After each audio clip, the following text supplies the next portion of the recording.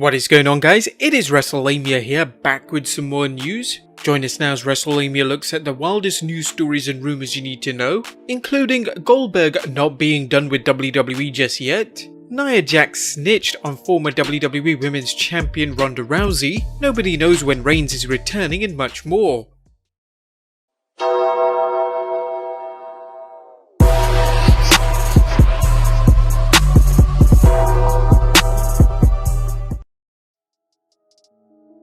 Be sure to subscribe and hit that notification bell for daily wrestling videos. But let's waste no further time and get straight into the first story, as Goldberg is not done in WWE. Yesterday it was reported that the main reason Braun Strowman won the Universal Championship was because Goldberg's match at WrestleMania was his last contractual date. However, Dave Meltzer has shot down rumors of Goldberg being done with WWE. He mentioned on the latest Wrestling Observer Radio, "The story is untrue. I explained that exactly as it happened when it happened. So, totally untrue.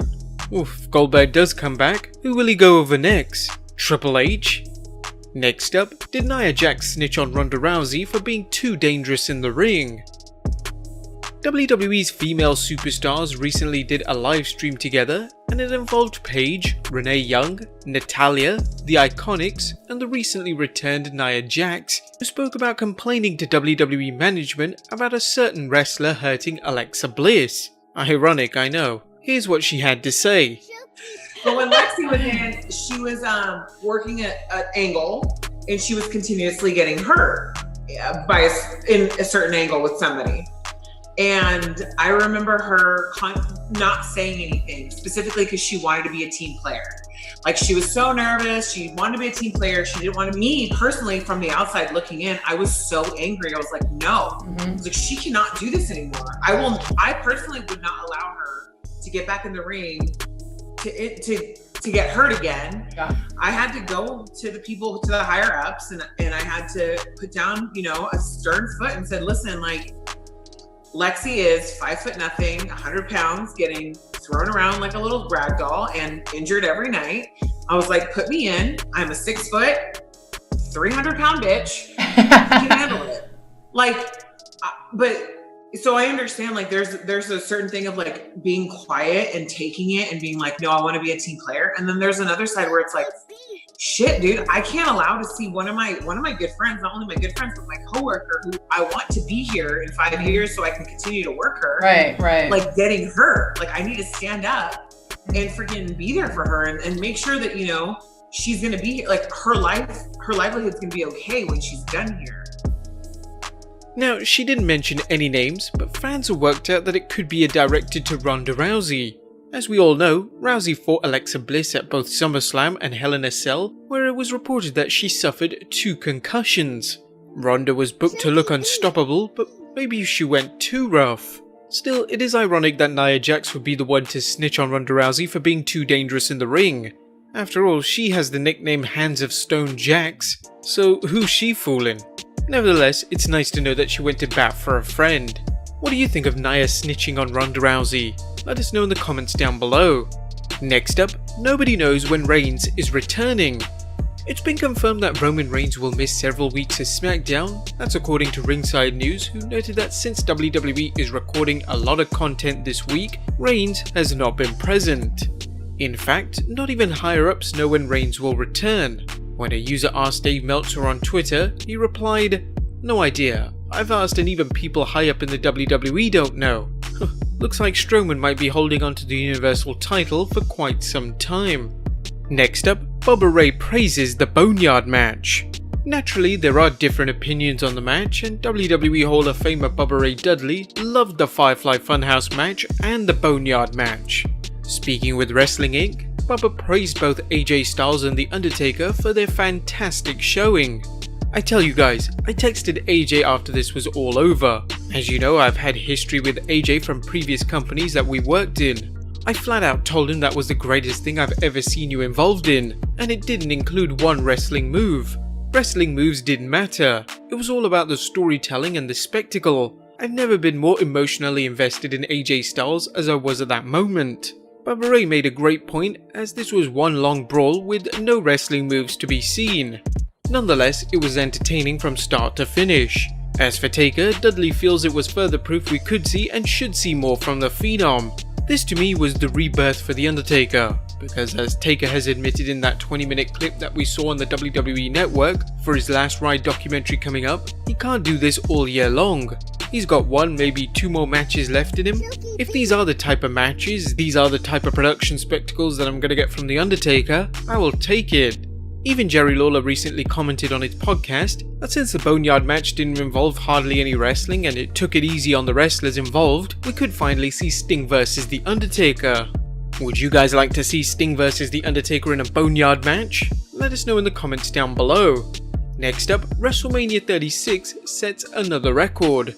PW Insider is sharing a press release from the WWE concerning WrestleMania 36. In addition to WrestleMania becoming the most social event in WWE history, WWE set WrestleMania week viewership records with more than 967 million video views across the company's digital and social platforms, including the WWE Network, WWE.com, YouTube, Twitter, Facebook, Instagram, TikTok, and Snapchat, an increase of plus 20% year over year. Additionally, a record 46 million hours of content was consumed during WrestleMania week, an increase of 28% year over year. The WWE needs to use any positive spin it can, considering the promotion could lose around $22 million from not running WrestleMania in front of a live audience. The WWE has a big meeting coming up and wants as much good press as it can garner. Next up, Alexa Bliss is looking to elevate the tag titles. Newly crowned WWE Women's Tag Team Champions Alexa Bliss and Nikki Cross are now enjoying their second reign as tag champs, but Alexa Bliss wants to do so much more with the titles than fans have seen since it debuted in 2019.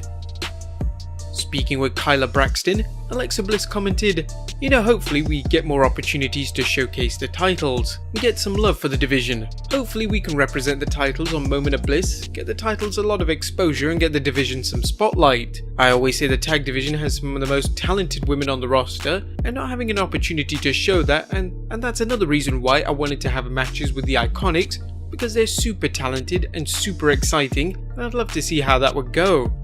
Wrestlelamia has talked about WWE's need to capitalize on its women's roster, including its tag teams. Perhaps the WWE should have Alexa and Nikki not only defend the belts on Raw and SmackDown, but on NXT too. What do you guys think? Let us know in the comments down below. Next up, Edge stretching the truth. The recent 24 documentary on Edge chronicled the WWE Hall of Famer's unlikely return to the ring after retiring in 2011. During the program, Edge talked about being contacted by another promotion, aka AEW, and noted he wasn't medically cleared to return to the ring when he speared Elias at 2019 SummerSlam pay-per-view.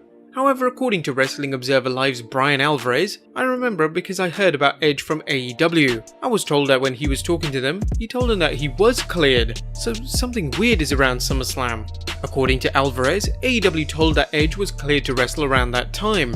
Then again, Edge is the man who repeatedly denied he was returning to wrestling, so like anything coming out of a wrestler's mouth, take this with a healthy dose of skepticism.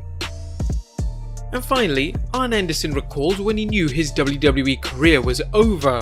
WWE Hall of Famer Arn Anderson had an incredible in-ring career before a career-ending injury shortened it at age 38. However, his time in wrestling was only beginning, and following WCW's demise, he worked backstage in the WWE from 2001 until his release in 2019. While we may never know the specifics for his release, as Anderson had to sign a non-disclosure agreement, he recently revealed when he knew his relationship with the WWE was in trouble. Speaking on his podcast, AA told co-host Conrad Thompson, "And when I really started to notice it, was about 5 years out from, around 2015. I was like, getting blamed for things that were out of my control. I was getting blamed for stuff that myself and 4 top talent or 5 top talent, like in a tag match, and Anderson recalled a tag match where Randy Orton and Bray Wyatt teamed up to face babyface opponents, and they worked out spots where other members of the Wyatt family would be at ringside running interference. Anderson recalled the incredible reaction from Vince McMahon as he admonished them for using babyface tactics. And no one could figure out wow, what are we getting chewed out for here? When he would voice, his opinion, he would say, guys, that's babyface stuff. Wait a minute, let me get this right. You get into a scenario where you bail out to the floor and a babyface is chasing you and your partner distracts the ref and the guy on the floor kicks his head off behind the referee's back on the floor during a chase, and that's a babyface thing? While Vince McMahon is known for his mercurial nature, we think he was either deeply confused or looking for an excuse to get rid of Anderson. Thankfully for Anderson, AEW picked him up in a heartbeat when he became available to work there. But there you have it guys, the latest wrestling news and rumors you need to know. Be sure to leave your comments down below, subscribe if you haven't already, follow us on Instagram and Twitter, and I'll see you next time with some more wrestling content.